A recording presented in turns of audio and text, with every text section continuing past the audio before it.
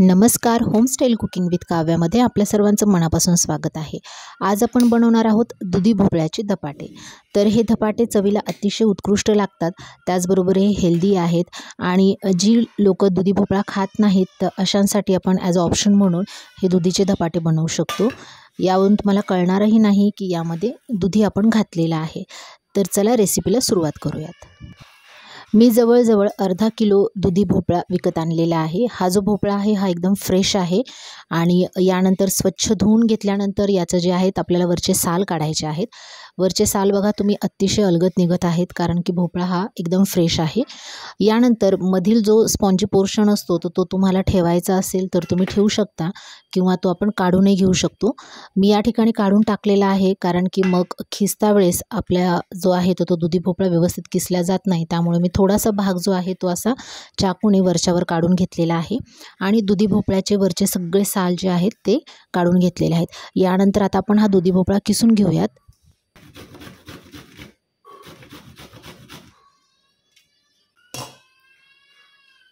हे बघा, या ठिकाणी मीडियम साईजची जी खिसणी असते त्या खिसणीनं आपल्याला हे किसून घ्यायचं आहे. ही मोठ्या साईजची आहे, ही मीडियम साईजची आहे आणि ही एकदम बारीक आहे. तर जेव्हा तुम्ही लहान मुलांसाठी करता तर तेव्हा जर तुम्हाला असं वाटत असेल किंवा हे दिसल्यानंतर जर मुलं खाणार नसतील तर मग ही एकदम जी बारीक किसणी असती त्याने दुधी जो आहे तो पूर्ण किसून घ्यायचा आणि मग धपाटे करायचे. धपाट्यामध्ये ओळखूही येणार नाही की यामध्ये दुधी भोपळा टाकलेला आहे. तर बघा, या ठिकाणी मी सर्व जो भोपळा आहे तो असा किसून घेतला. तुम्हाला दिसत असेल की हा थोडा जो आहे थोडा मोठा मोठा किसलेला आहे, छान लागतो धपाट्यांमध्ये. आता यामध्ये आपल्याला काही पीठ मिक्स करायचे आहे. तर बघा, हे जे आहे जवळजवळ एक वाटीभर ज्वारीचं पीठ आहे, एक वाटीभर ज्वारीचं पीठ. आणि मग माझ्याकडे डाळबट्ट्यांचं पीठ होतं तर त्यामुळे मग तेही यामध्ये घेतलं, कारण की यामध्ये मका पण असतो आणि मक्यामुळं थोडंसं कसं असं खुसखुशीत जे आहे आपले धपाटे होतात, म्हणून त्यामुळे मी मक्याचं पीठ पण यामध्ये ॲड केलं. त्याच्यानंतर याच्यामध्ये आपल्याला 1/4 जे आहे वाटी, 1/4 वाटी जे आहे तर ते बेसन पीठ ॲड करायचं आहे. आपण यामध्ये 1/4 वाटी बेसन पीठ पण टाकलेलं आहे आणि याला थोडासा चिकटपणा येण्यासाठी किंवा ते थापता व्यवस्थित आली पाहिजे, सगळं मिळून येण्यासाठी आपण 1 ते 2 चमचे फक्त गव्हाचं पीठ टाकले. आता हे सर्व टाकल्यानंतर आपल्याला काही मसाले टाकायचे आहेत. मसाले नॉर्मलच आहे. तर कांदा जो आहे तर या ठिकाणी मी 2 मिडियम साईजचे कांदे बारीक कट करून घेतलेले आहेत आणि ते यामध्ये ॲड केले. यानंतर एकदम बारीक चिरलेली कोथिंबीर टाकायची आहे. याच्यानंतर हे जे आहे हे 3 ते 4 हिरव्या मिरच्या, त्याच्यानंतर माझ्या लसूणच्या पाकळ्या मोठ्या होत्या, जवळजवळ 4 ते 5 लसूणच्या पाकळ्या आणि जिरे, असं जे आहे ह्या सगळ्यांना मी बारीक ओबडधोबड आपल्या खलबत्त्यामध्ये कुटून घेतलं आहे आणि मग त्याचं हे वाटण केले. आता हे वाटण पण आपल्याला यामध्येच असं टाकायचं आहे. त्याच्यानंतर ही थोडीशी हळद आहे, रंग येण्यासाठी हळदीचा वापर केला आहे. यानंतर हे जे आहे धणे जिऱ्याची पूड आहे, ठीक आहे. याच्यानंतर यामध्ये थोडंसं तिखट, तुमच्या आवडीप्रमाणे तुम्हाला किती कमी जास्त तिखट लागतं त्याप्रमाणे तुम्ही लाल तिखट टाकू शकता. माझं तिखट हे काही एवढं जास्त तिखट तेज नाही आहे, त्यामुळे मी 1 चमचा टाकलेला आहे. यानंतर हा जो ओवा आहे हा ओवा टाकायचा आहे, तो हातावरती असा कुस्करायचा आहे आणि मग यामध्ये टाकायचा आहे. त्यानंतर पांढरे तीळ हे तुम्ही कणिक मळताना सुद्धा यामध्ये ॲड करू शकता आणि जेव्हा आपल्याला धपाटे थापायचे असतात त्यावरती पण थापताना तुम्ही थोडेसे तीळ टाकून थापले तरी छान लागतात.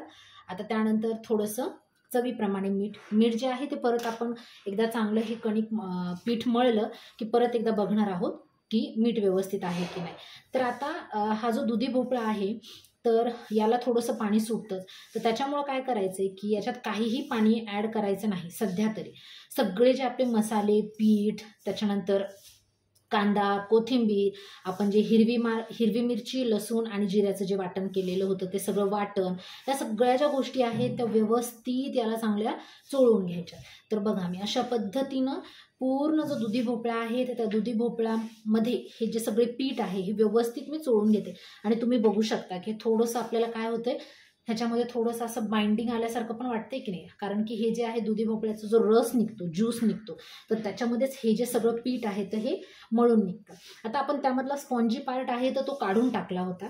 तुम्हाला हवं असेल तर तुम्ही त्या सगळं देखील दुधी भोपळा किसू शकता, परंतु मग त्याच्यामुळे काय होतं की तो किसता येत नाही व्यवस्थित आणि थोडासा असं त्याच्यामध्ये की नाही असे गोळे गोळे किसताना पडतात. त्यामुळे शक्यतो मी जास्त असं खरडून पण नाही, पण थोडाफार तो स्पॉन्जी पार्ट जो आहे तो काढून टाकत असते. आता बघा, जितकं जास्तीत जास्त त्या पाण्यामध्ये मिक्स होईल तेवढं मी हे मिक्स करून घेतले. तर आता यामध्ये काय करणार आहे मी, आता थोडं थोडं पाणी ॲड करणार आहे. आता या ठिकाणी थोडंसं पाणी ॲड करायचं आहे आणि परत एकदा चांगलं मळून घ्यायचं आहे.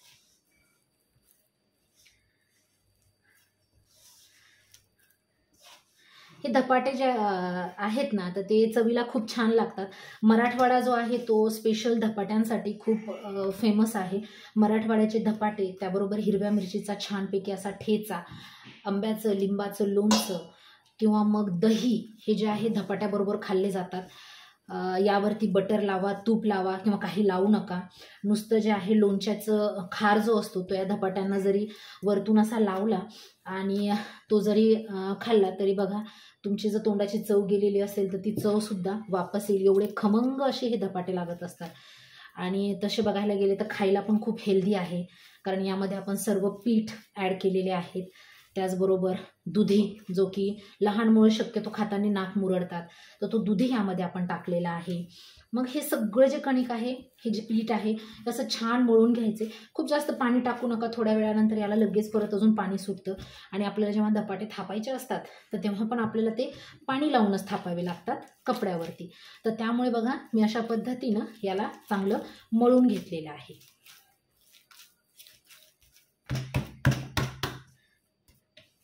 आता काय करायचं आहे, आता चव घेऊन बघायची याची, की यामध्ये मीठ कसं पडलेलं आहे. थोडंसं मीठ कमी वाटत आहे, थोडंसं मीठ टाकते अजून. म्हणजे जवळ टाकून मी याला मस्तपैकी असं मिक्स करून घेत आहे. आता यानंतर या पिठाला रेस्ट देण्याची गरज नाही. जर तुम्ही हे पीठ असंच जर वरती ठेवलं तर बघा, थोड्या वेळानंतर हे पीठ असं काळपट पडायला लागतं. कारण की आपला दुधी भोपळा जो आहे ना, तर तो किसून ठेवल्यानंतर जशा पद्धतीनं काळा पडतो तसं हे पीठ पण काळं पडायला लागतं. मग अशा वेळेस काय करायचं आहे, हे जे आहे धपाटे तुम्हाला जेव्हा बनवायचे तेव्हाच ते मळून ठेवायचं आहे आणि मग लगेच आपल्याला धपाटे जे आहेत ते थापून घ्यायचे आहेत. अन्यथा तुम्ही काय करू शकता, एका हवाबंद डब्यात ठेवायचं आणि फ्रीजमध्ये ठेवून ते तुम्ही 1-2 तासांनी करू शकता. पण त्यापेक्षा जास्त वेळ जर तुम्ही ते ठेवलं तर त्याचा की नाही रंग जो आहे तो थोडासा डाऊन होतो, थोडंसं काळपट पीठ दिसायला लागतं. चवीत काही फरक पडत नाही, पण पीठ जे आहे थोडं काळपट होतं, थोडं पातळ होतं. मग त्याच्यामुळे जे आहे फ्रेश पीठ मळायचं आणि धपाटे थापून घ्यायचे.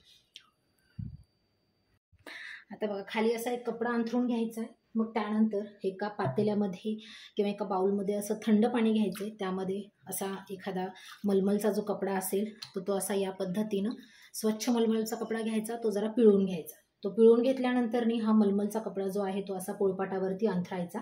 पोळपाटावरती अंथरल्यानंतर यावरती थोडासा पाण्याचा असा शिंतोडा मारायचा आहे. त्यामुळेच खाली असं टॉवेल अंथरायचं, म्हणजे हे जे पाणी जे आहे तर ते व्यवस्थित टॉवेलवरच पडेल. एक छोटासा असा गोळा घ्यायचा आहे. बघा, तुम्हाला जेवढ्या आकाराचा धपाटा थापायचा आहे तेवढ्या आकाराचा गोळा घ्यायचा. त्याला असं गोल हाताने करून घ्यायचे छानपैकी. बघा, अशा पद्धतीनं हे केल्यानंतरनी आपल्याला हा जो गोळा आहे थोडंसं पाणी यावरती अजून टाकायचं आहे. म्हणजे काय होतं, हे धपाटं जे आहे हे कपड्याला चिटकत नाही.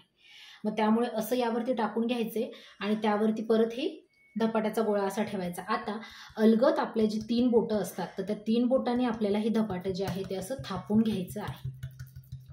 थापून घेताना काय करायचं आहे, अधिक कडा ज्या असतात त्या थापायच्यात आणि त्याला शक्यतो गोल आकार त्याचा मेंटेन करण्याचा प्रयत्न करायचा. आणि तुम्हाला जेव्हा एक साईड जेव्हा थापून झाली तेव्हा पोळपाट असा फिरवायचा आणि दुसरी साईड थापून घ्यायची. पोळपाट फिरवायचा किंवा मग आपणही आपली जागा चेंज करू शकतो. बघा, परत एकदा पोळपाट फिरवायचा आणि मग याच्या ज्या कडा आहेत तर त्या अशा पद्धतीनं चांगल्या थापून घ्यायच्या आहेत. धपाटं जे असतं ते असं एकदम पातळ असं नसतं, थोडंसं जाडसरच असतं. थोडं जाडसरच ठेवायचं आहे.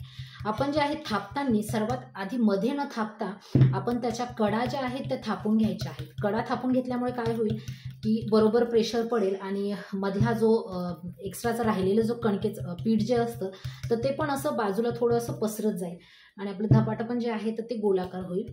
बघा, हे अशा पद्धतीनं छान असं थापून घ्यायचं. सगळीकडून मी एकसारखं ते थापून घेतलेलं आहे. तर यावरती असं पाणी त्याच्यामुळेच लावायचं, नाही तर काय होतं मग ते धपाटं असं उचकून येतं किंवा मग त्या याला चिटकतं. आता यानंतर हे असे मध्ये जे आहे ते होल करायचे आहेत. मध्ये होल याच्यासाठी करायचे की मग ते चांगलं भाजून निघतं, खरपूस भाजून निघतं. यामध्येच आपल्याला तेल सोडायचं आहे, म्हणजे ते चारही बाजूंनी म्हणजे सगळीकडून ते भाजून निघतं आणि मध्ये कच्चं राहत नाही. तर बघा हे असे 4 होल पाडलेले आहेत. आता आपण गरम तव्यावरती हे धपाटं टाकायचं आहे. हा तवा मी तापवायला ठेवलेला आहे. यावरती मी थोडंसं तेल लावून घेत आहे, थोडंसं तेल टाकत आहे.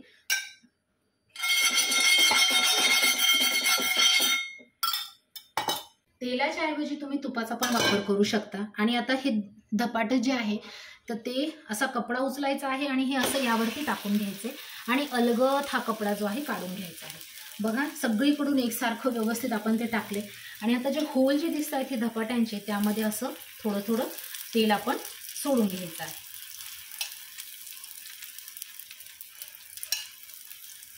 तुपाचा देखील तुम्ही या ठिकाणी वापर करू शकता. तूप थोडंसं वितळून घ्यायचं आणि मग त्यानंतर ते ठेवायचं. आता यावरती आपल्याला असं एक ताट किंवा मग एखादं झाकण असं झाकून ठेवायचं आहे, म्हणजे धपाटं जे आहे ते व्यवस्थित चांगलं होईल. तर बघा हे जे झाकण आहे तर हे झाकण मी यावरती ठेवते, म्हणजे थोडंसं चांगलं वाफून निघल.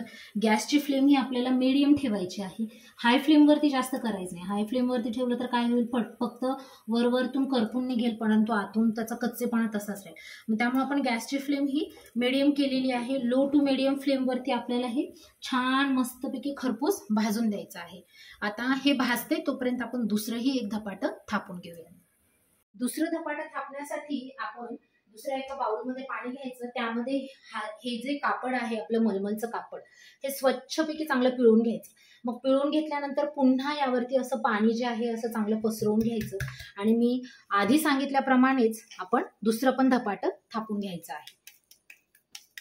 पद्धतीने आपण हे असं छानपैकी धपाटं चांगलं थापून घ्यायचं परत एकदा तसंच, आणि याला अशी छिद्रे पाडायची आहे. आता आपण तोपर्यंत आपलं ते दुसरं जे धपाटं आपण भाजायला घातलेलं आहे ते बघूयात. मीडियम टू मी हे असं छान पद्धतीनं उलथं करून घेतलेलं आहे. मी व्हिडिओ चालू करायचं विसरले. तर बघा अशा पद्धतीनं हे पलटी करून घ्यायचं आहे. यावरती परत एकदा थोडंसं आपल्याला असं छिद्रांमध्ये तेल सोडायचं आहे आणि मग मीडियम टू लो फ्लेमवरती याला चांगलं भाजून घ्यायचं आहे. आता या ठिकाणी काय करायचं आहे की तुम्ही याला थोडासा खरपूसपणा येण्यासाठी बटर लावण्याच्या ऐवजी घरामध्ये आपण जे बनवलेलं तूप असतं तर ते तूप मी अशा पद्धतीनं यावरती लावते.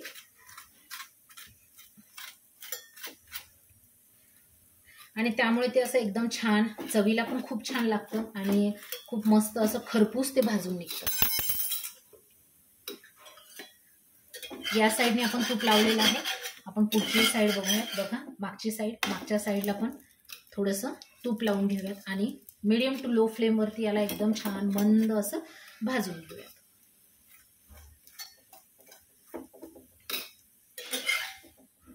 ही बाजू जरा चांगली भाजली, ती दुसरी भाजायची राहिली, त्या पद्धतीने भाजून घेऊयात. पहिलंच धपाटं होतं त्यामुळे ते थोडंसं तव्याला चिटकले. हा तवा जो आहे हा बिडाचा तवा आहे. यावरती भाकरी, धपाटं, डोसे खूप छान होतात. आपण याला उलटं करून बघूया. बघा या ठिकाणी असं छान असं लालसर खरपूस भाजलेलं आहे. आता हे जे धपाटं आहे आपलं छान भाजून झालेलं आहे. हे आता आपण काय करूयात, तुम्ही असं थोडी गाळणी असेल ना तर त्यावरती टाकायचं आहे, म्हणजे ते खालून वाफ धरत नाही आणि ओलं होत नाही. तर ही चाळणी असेल अशा चाळणीवरती तुम्ही ते धपाटं ठेवायचं आहे. आता बघा तवा गरम आहे, तव्याला तेल लावायची गरज नाही. पहिल्या धपाट्याच्या वेळेस आपण तेल लावलं होतं, परंतु आता ऑलरेडी तव्यावरती थोडंसं तेल आहे, तेल लावायची गरज नाही. गॅसची फ्लेम एकदम कमी करायची आहे आणि हे दुसरं धपाटं अशा पद्धतीनं टाकून घ्यायचं आहे. बघा आणि मग यामध्येही जे छिद्र आहे त्या छिद्रांमध्ये थोडंसं तेल सोडायचं आहे.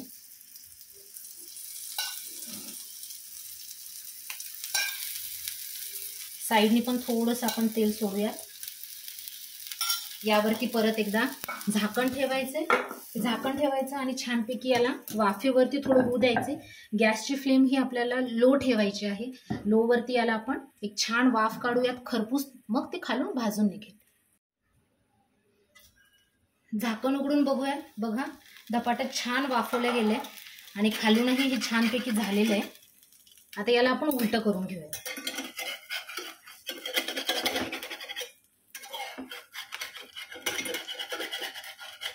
थोडंसं खाली लागलं असेल तर असं आधी उलथाण्याने सोडून घ्यायचं आहे आणि मग याला असं बाजू याची उलटी करायची बघा. आता परत मीडियम टू लो फ्लेमवरती आपल्याला याला या साईडने होऊ द्यायचं आहे. यावरती आता झाकण ठेवण्याची गरज नाही आहे. थोड्या वेळानंतर झाकण ठेवण्याची गरज नाही. आता यावरती आपण थोडंसं असं तेल लावूयात. परत एकदा या छिद्रांमध्ये तेल सोडूयात म्हणजे खालून पण ते छान खरपूस भाजून निघेल बघा.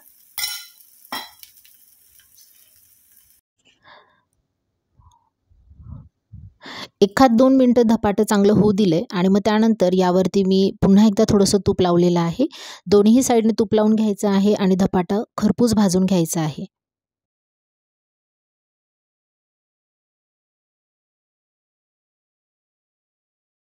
तर बघा हे गरमागरम धपाटे आपण मस्तपैकी सर्व करूयात.